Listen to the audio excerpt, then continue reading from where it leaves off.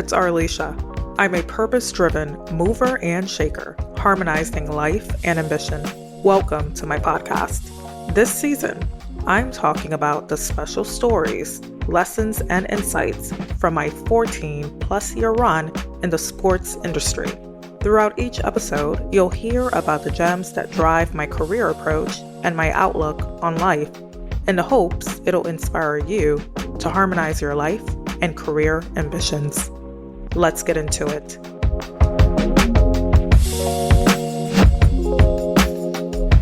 Welcome back to Hey, it's Arlesha.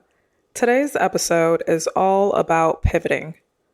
We often hear that success is about staying the course. But what if I told you that sometimes the greatest growth happens when we change direction? I believe that if you're not pivoting, you're not growing. And I'll explain why in this episode.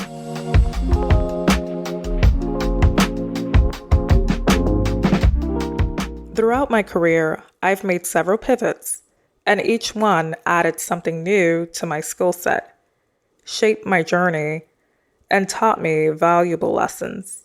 From my early days into sports and entertainment to where I am today, it's all been part of this continuous evolution.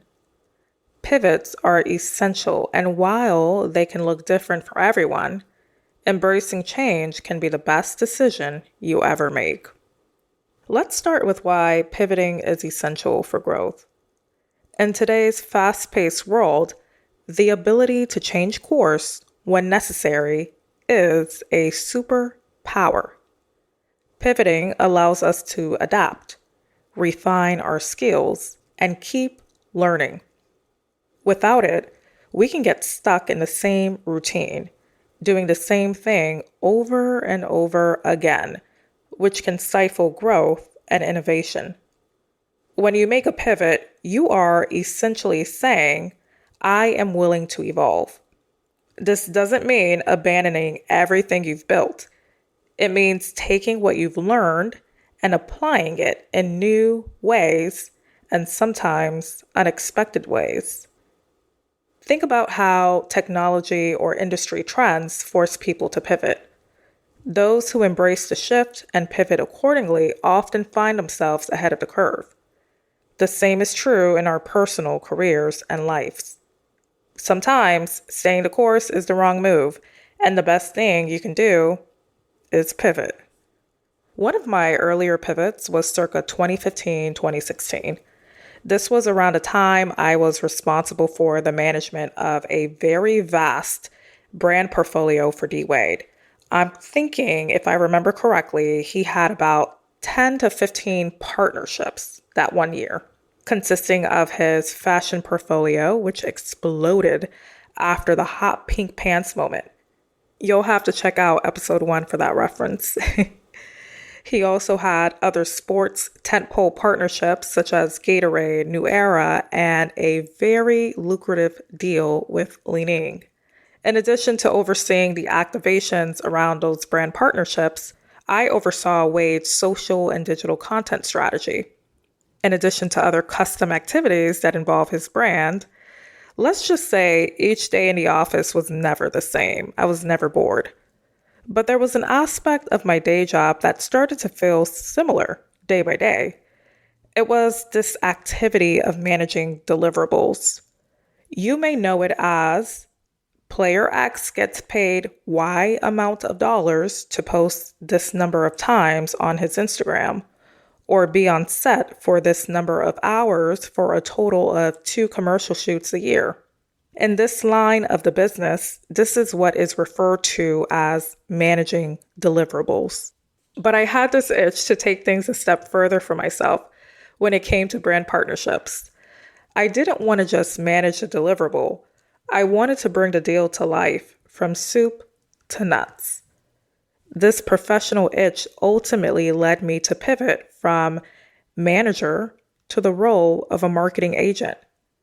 This evolution involved the activities of ensuring the athlete not only made it to set on time for a commercial shoot, which is a major An integral part of the job, you guys. I am not downplaying that. But I also wanted to pitch the player, the partnership concept, negotiate the rate, and formalize the transaction with the help of other colleagues if need be. I'll never forget, one of my first endorsement deals was Udonis Haslem of the Miami Heat. Udonis, a certified local legend and beloved longtime loyalist on the Miami Heat's roster. When realizing that Udonis was underserved from a marketing standpoint, I took on the opportunity to shop him around, re-sparking his presence in the South Florida market. The deal making, so to speak, this was an evolution. Aside from co-managing the vast Wade portfolio, I was doing deals for not only Udonis, but also for others across the CAA basketball roster as I honed my skills on the deal-making side of things. This pivot allowed me to develop more of an entrepreneurial mindset that helped me develop my sales skill set and would allow me to step into a leadership role centered on strategic partnerships, further expanding my abilities and perspectives down the road. If you're enjoying this episode so far, would you enjoy it even more with visual examples of the very topic I'm discussing right now? I'm sure you're nodding your head saying yes. So I am here to remind you that I've shared the insight peek into my career scrapbook, which commemorates over 100 memories during my 14+ year run in the sports industry. And it's live on YouTube. The scrapbook sets the theme for the career and life lessons that I will continue to share this season on the podcast. I highly recommend you tune in after this episode if you haven't already done so. I'm excited to continue to take you through the gems between the pages. The link to the scrapbook video is in the show description. Enjoy. When you make a pivot, you're not just adjusting to change. You're creating new opportunities. Often, pivots lead you to unexpected places, opening doors you didn't even know were there. For example, in 2020, when I pivoted from athlete management and marketing to brand strategy and consulting, it wasn't just about changing functions. It was about discovering and working within new passions and skills, from branding and strategy to working closely with athletes. Many people think that making a change means starting over, but it's actually the opposite. A pivot is about building on what you've already done and applying it in new ways. Sometimes the opportunities that come from pivots are ones you never could have imagined at the outset. But by being open to change, you allow yourself to grow in directions you never thought possible. Now, one of the hardest things about pivoting is recognizing when it's time to do it. Often people stay in situations long after they've stopped serving them, whether it's a job, a relationship, or a project. So how do you know when it's time to pivot? For me, it's always been a gut feeling, an intuition that I've reached a ceiling, and that in order to grow, I need to explore a different path. This was my experience when I made not only a strategic pivot, but an authentic pivot from CAA and its basketball division to its brand consulting division, where I went from managing athlete marketing affairs to the approach and implementations of blue chip brands like Google and Ally Bank.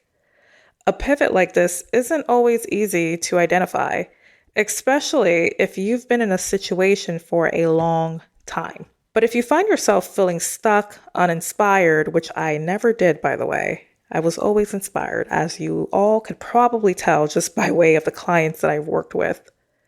And if you feel like you're no longer being challenged, it might be time for you to consider a pivot. It's important to trust yourself in those moments. Pivoting doesn't mean failure. It means you're being proactive about your growth. The key is to be honest with yourself about what you really want and to have the courage to make the shift, even if it feels uncertain. So how can you make a successful pivot? It comes down to a few key elements, guys. Let's break it down really quick. 1, self-awareness.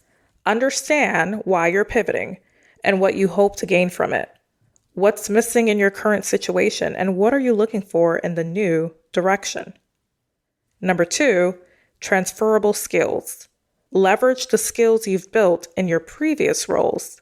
Just because you're moving into something new doesn't mean you're starting from scratch. What can you bring to the table that's unique? Number 3, networking and mentorship. Often, successful pivots happen with the help of others.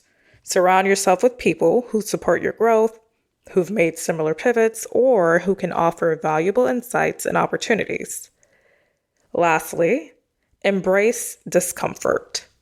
Pivoting can be uncomfortable, but that's where the growth happens. Being outside your comfort zone is often the first step toward discovering new possibilities. I want to leave you with this thought once more. Again, if you're not pivoting, you're not growing. Each pivot we make, whether in our careers, our personal lives, or even in our mindsets, adds a new layer of growth, learning, and possibility. Take a moment to think about where you are right now. Are you feeling stuck or stagnant? Maybe it's time to consider a pivot.